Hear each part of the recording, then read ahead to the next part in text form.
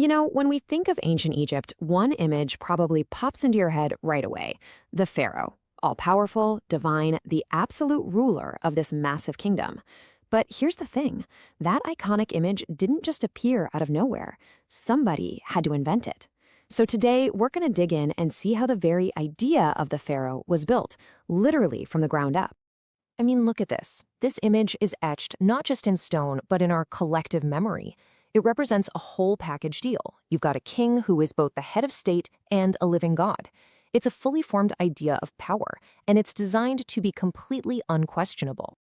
And that's the real puzzle we're tackling. Before the famous dynasties, before the pyramids, before anyone even used the word pharaoh, someone had to write the job description. So how on earth did they pull that off? To find the answer, we have to go back in time to this really fascinating, kind of murky period of history that archaeologists have given a cool nickname: Dynasty Zero. So what is Dynasty Zero? Well, it's not a name the ancient Egyptians ever used. It's a label that modern scholars came up with for this super important transition period. Think of it as the last 150 years of prehistory, right when all the building blocks of the Egyptian state were being clicked into place. And this era was just humming with change.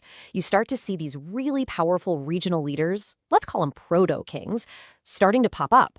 They're developing the very first symbols of royalty, they're grabbing more and more power, and they're taking those final crucial steps that will lead to the unification of the whole country. This is really where it all begins. And our main piece of evidence, our key for cracking this whole historical code, is one single powerful symbol that shows up right at this time: the serach. So what is a serach? Well, basically, it's a simple drawing of the front of a royal palace with its special recessed paneling. But it's so much more than just a building. Think of it like the very first logo for political power. It stood for the seat of authority itself, the headquarters of whoever was in charge. Now, here's where it gets really, really cool. By just tracing how this one symbol evolved through 5 distinct stages, we can literally watch the invention of kingship happening right before our eyes. Okay, let's start at stage 1, the very beginning. The first version of the serach we find is just the plain palace design. That's it. There's no falcon god on top, there's no name inside, just the symbol of the institution. So what does this tell us? It suggests that at this early point, power was still anonymous. The authority came from the police, the palace, not from a specific person. It's a tag for an elite leader, for sure, but we're not at the level of a divine king yet. Power is tied to a location, not an individual. Then comes a huge upgrade. All of a sudden, we see not 1, but 2 Horus falcons sitting on top of the serach. This is a massive symbolic jump. Why 2 falcons? Well, the leading theory is that they represent Upper and Lower Egypt.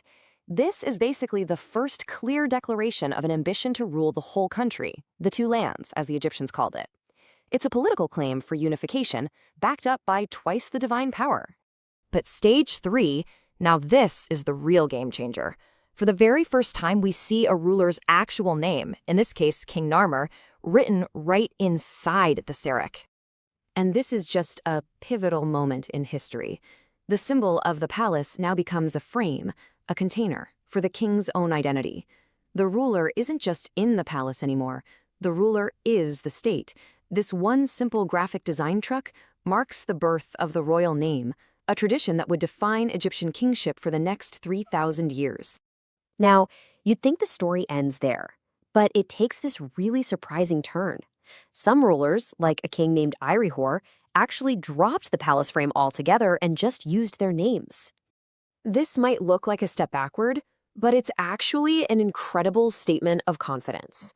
It's basically saying the king's personal authority is now so absolute, so well known, that his name alone is enough to signal power. He doesn't need the symbol of the palace to back him up anymore.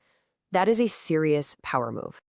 And this all culminates in stage 5, where they basically take all the most successful elements and combine them into one perfect, powerful emblem. This is the final version, the one that sticks. And there it is, the whole package. You've got the serach, representing the state.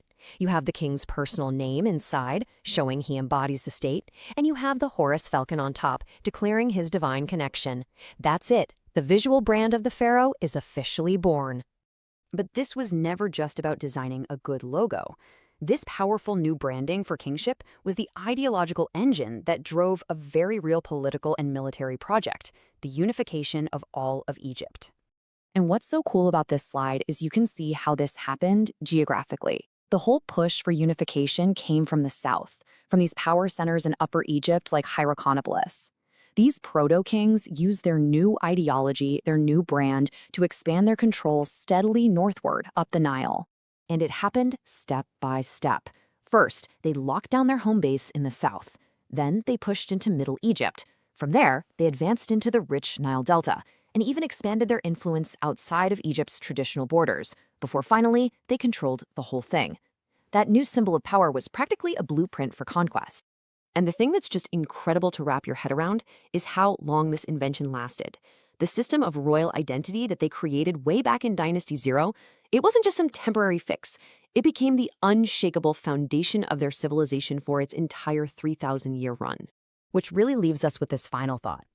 This ancient story shows that inventing a new form of power isn't just about having the biggest army.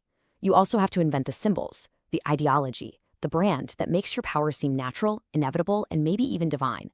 And that's a lesson that's just as relevant today as it was 5,000 years ago.